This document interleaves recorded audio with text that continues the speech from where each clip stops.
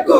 ಜೈ ಜೈ ಜೈ ಜೈ ಜೈ ಭೀಮ್. ಜೈ ಭೀಮ್ ಜೈ ಭೀಮ್. ಜೈ ಜೈ ಜೈ ಜೈ ಜೈ ಭೀಮ್. ಜೈ ಭೀಮ್ ಜೈ ಭೀಮ್. ಜೈ ಜೈ ಜೈ ಜೈ ಜೈ ಭೀಮ್. ಜೈ ಭೀಮ್ ಜೈ ಭೀಮ್. ಜೈ ಭೀಮ್. ಭೀಮ ಸರ್ಕಾರ ಸಂಘಟನೆಯ ವತಿಯಿಂದ ಇವತ್ತು ವಿಜಯಪುರ ಜಿಲ್ಲಾ ಅಧಿಕಾರಿಗಳಿಗೆ ಮನವಿ ಸಲ್ಲಿಸುವ ಉದ್ದೇಶ ಏನಪ್ಪ ಅಂತಂದ್ರೆ, ಇವತ್ತು ಕೇಂದ್ರ ಸರ್ಕಾರ ಇವತ್ತು ನ್ಯಾಯಾಲಯವು ಏನೋ ಒಂದು ತೀರ್ಪು ಕೊಟ್ಟಿದ್ದಪ್ಪ ಅಂತಂದ್ರೆ, SC ST ಹೆಣ್ಮಕ್ಳಿಗೆ ಬೇರೆ ಜನಾಂಗದವರು ಒಂದು ಮದುವೆ ಆಗಿರ್ಬೋದು, ಆದ್ರೆ ಕೂಡ ಅವ್ರಿಗೂ ಕೂಡ SC ST ಏನಪ್ಪ ಕಾಸ್ಟ್ ಕೊಡ್ಬೇಕಂತಂದು ಈ ತೀರ್ಪನ್ನು ನೀಡಿದೆ. ಅದಕ್ಕೆ ನಾವು ಏನು ಆಗ್ರಹ ಮಾಡ್ಕೊತೀವಪ್ಪ ಅಂದ್ರೆ, ಈ ಭೀಮ ಸರ್ಕಾರ ಸಂಘಟನೆಯಿಂದ SC ST ಯಾವುದೂ ಕಾರಣಕ್ಕೆ ಅವ್ರಿಗೆ ಅನುಮತಿ ಕೊಡಬಾರ್ದು ತಂದು ಈ ಸುಪ್ರೀಂ ಕೋರ್ಟ್ಗೆ ಒಂದು ಆಗ್ರಹ ಮಾಡ್ಕೋತೀನಿ. ಈ ಬರುವಂಥ ದಿನಮಾನದಲ್ಲಿ ಏನ್ರಿ ಇದನ್ನು ಪ್ರೊಸೀಜರ್ ಮಾಡಿದಪ್ಪ ಅಂತಂದ್ರೆ, ಈ ರಾಜ್ಯದಂಥ ಎಲ್ಲ ಪ್ರಗತಿಪರ ಸಂಘಟನೆಯವರು ಒಂದು ಹೋರಾಟ ಆಗುತ್ತಿತ್ತು ಈ ಎಚ್ಚರವನ್ನು ಕೊಡ್ತಾ ಇದ್ದೀನಿ. ಭೀಮ್ ಸರ್ಕಾರ ಸಂಘಟನಾ ಸಂಸ್ಥಾಪಕರು ಪರಶುರಾಮ್ ಚಲೋದಿ, ವಿಜಯಪುರ. ಇವತ್ತಿನ ದಿವಸ ನಮ್ಮ ಭೀಮ್ ಸರ್ಕಾರ ಸಂಘಟನೆ ವತಿಯಿಂದ ಪರಶುವಣ್ಣರ ರಾಜ್ಯಾಧ್ಯಕ್ಷರ ಒಪ್ಪಂದದ ಮೇರೆಗೆ ನಾವೆಲ್ಲರೂ ಸಂಘಟನೆ ಕಾರ್ಯಕರ್ತರು ಸೇರ್ಕೊಂಡು ಇವತ್ತ ನಮ್ಮ DC ಜಿಲ್ಲಾಧಿಕಾರಿ ಆಫೀಸ್ ಅಧಿಕಾರಿಗಳಿಗೆ ನಾವೊಂದು ಮನವಿ ಕೊಡಲು ಬಂದಿದ್ದೇವೆ.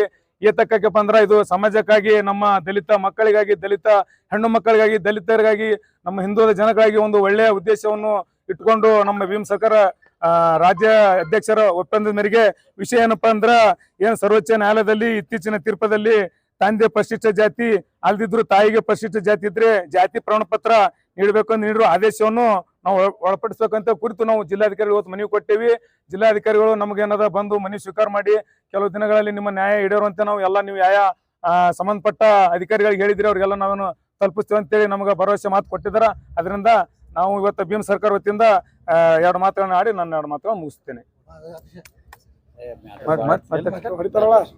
ಭೀಮ್ ಕಳೆದ ಎಷ್ಟು ದಿನ ಇತ್ತೀಚಿನ ದಿನದಲ್ಲಿ ಸರ್ವೋಚ್ಚ ನ್ಯಾಯಾಲಯ ಒಂದು ತೀರ್ಪು ಕೊಡ್ತದ. ಅದು ಪರಿಶಿಷ್ಟ ಜಾತಿ ಹೆಣ್ಣು ಮಕ್ಕಳಿಗೆ ಯಾರೇ ಜನರಲ್ದವ್ರು ಆದ್ರಪ್ಪ ಅಂತಂದ್ರೆ ಅವ್ರ ಮಕ್ಕಳಿಗೆ ಏನದ ಜಾತಿ ಸರ್ಟಿಫಿಕೇಟ್ ಒದಗಿಸ್ಬೇಕಂತೇಳಿ, SC ಅಂತೇಳಿ ಪರಿಶಿಷ್ಟ ಜಾತಿ ಅಂತೇಳಿ ಒದಗಿಸ್ಬೇಕನ್ನೋದು ಒಂದು ತೀರ್ಪಾಗ್ಯದಪ್ಪ.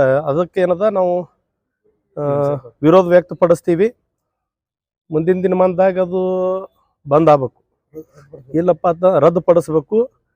ಇಲ್ಲಪ್ಪ ಅಂತಂದ್ರೆ ಕರ್ನಾಟಕ ರಾಜ್ಯಾದ್ಯಂತ ನಾವು ಹೋರಾಟ ಹಮ್ಮಿಕೊಳ್ತೀವಿ, ಉಗ್ರವಾದಂಥ ಒಂದು ಹೋರಾಟ ಹಮ್ಮಿಕೊಳ್ತೀವಿ ಅಂತೇಳಿ ನಮ್ಮ ಮನವಿ, ನಮ್ಮ ಒಂದು ಆಗ್ರಹ ಅದ.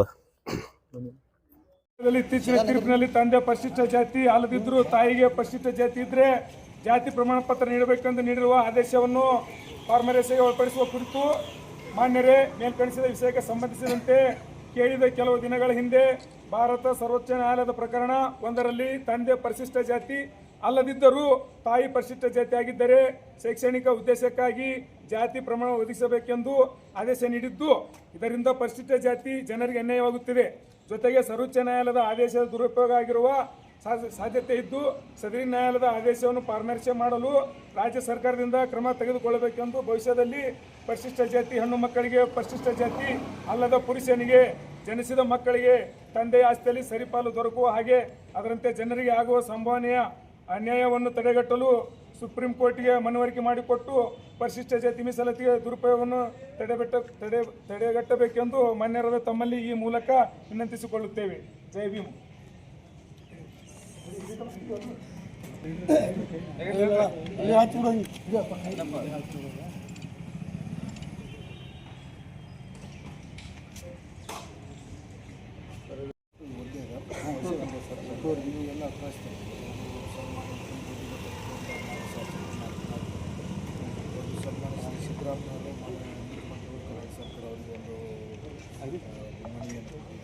ಸನ್ಮಾನ್ಯ ಶ್ರೀ ಪ್ರಿಯಾಂಕರ್ ಮಾನ್ಯ ಗ್ರಾಮಾಭಿವೃದ್ಧಿ ಪಂಚಾಯತ್ ಮತ್ತು SC ಮಾದೇವಪ್ಪನವರು ಮಾನ್ಯ ಸಮಾಜ ಕಲ್ಯಾಣ ಇಲಾಖೆ ಸಚಿವರು, ಕರ್ನಾಟಕ ಸರ್ಕಾರ ಸನ್ಮಾನ್ಯ ಶ್ರೀ ಮಾನ್ಯ ಸಂಸದರು ಚಿತ್ರದುರ್ಗ ಇವಷ್ಟು ಮನೆಯನ್ನು ಅವರು ಸಮರ್ಪಣೆ ಒಂದು ಪ್ರತಿ ನಮ್ಮ ಭೀಮ್ ಸರ್ಕಾರ ವತಿಯಿಂದ ಏನು ಜಿಲ್ಲಾಧಿಕಾರಿಗಳಿಗೆ ಮನವಿಯನ್ನು ಕೊಟ್ಟಿದ್ದೇವೆ.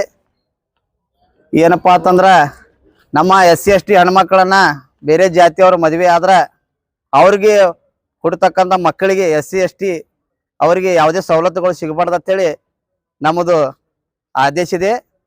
ಅದರ ಸಲುವಾಗಿ ನಮ್ಮ ಜನಾಂಗಕ್ಕೆ ಏನು ಅನ್ಯಾಯ ಆಗ್ತದೆ ಅಂತ ಹೇಳಿಕಿಸಿಂದ ನಾವು ಇವತ್ತಿನ ದಿವಸ ಈ ಹೋರಾಟವನ್ನು ಹಮ್ಮಿಕೊಂಡಿದ್ದೇವೆ.